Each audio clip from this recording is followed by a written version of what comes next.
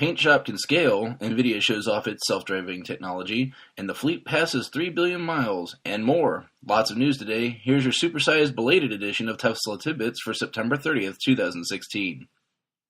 We begin with a refutation of a recent story about the paint plant at Fremont being unable to accommodate the 500,000 car production that is expected by the end of 2018.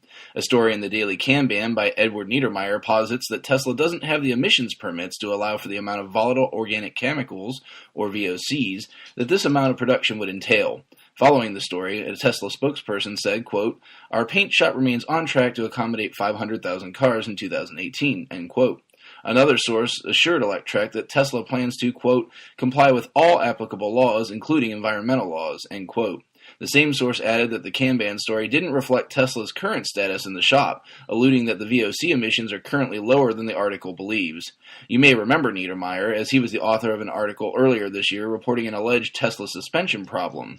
It was later found that the source of the claims made to the National Highway Traffic Safety Administration against Tesla were mostly from one man, and 37 of the 40 being bogus claims. Elon wondered publicly at the time if Niedermeyer was trying to set a world record for axe grinding. Seems like Niedermeyer is continuing to sharpen the axe. After the split between Mobileye and Tesla, many look to Nvidia as a possible replacement for future revisions of the technology. Recently, Nvidia released a YouTube video showing off its own self-driving technology.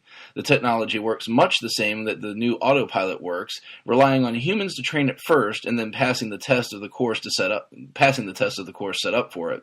Eventually, the car was trained on the streets of California, then drove itself on the streets of New Jersey. Impressive indeed. As to whether they partner with Tesla in the future, that remains to be seen. Earlier this month, Tesla lost its head of global communications, which followed having lost their vice president of global communications just a few months before. It seems they found a replacement for at least one of those positions. Sarah O'Brien recently updated her LinkedIn profile, listing her role as Senior Director of Communications at Tesla. Tesla confirmed to Electrek that she joined the company earlier this month. O'Brien comes to Tesla after 8 years at Apple in their PR department on the iPhone and Apple Watch teams. Much as in the U.S., France also provides purchase incentives for EVs. While we do this on an income tax side here in the U.S., France handles it at the time of the purchase to the tune of 6,300 euros. However, it seems this program is getting a change this week, capping the base price allowed for the program at 40,000 euros for the car being purchased. This would exclude all current Tesla models. This hasn't been finalized as it needs to be adopted into the financial platform in December to take effect in 2017. In addition to the cap, the incentive is also being reduced to 6,000 euros. It isn't all bad news, though, as a new provision allows for an additional 4,000 euro incentive if a 10-year-old or greater diesel vehicle is exchanged at the time of purchase.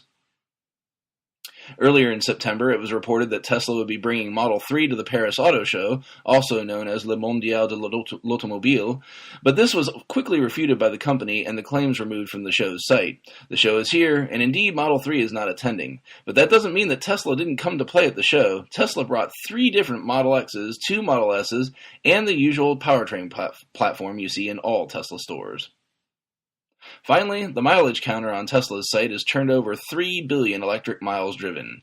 It took the company only 5 months to reach this tally since it turned over to 2 billion back in April. It stands to reason that these events should only be quicker and quicker as more Teslas hit the road.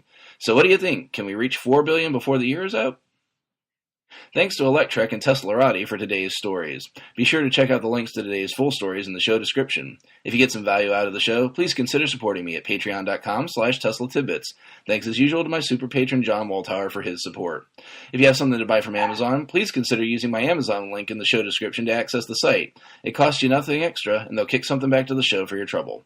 Finally, you can support the show for free through positive reviews on the major media services where you find the show, and by simply spreading the word of the show to other Tesla lovers. If you have feedback for me, the best way to be heard is to tweet at Tesla Tidbits. That's all for today. See you again next week. Until then, keep it charged and hit the road.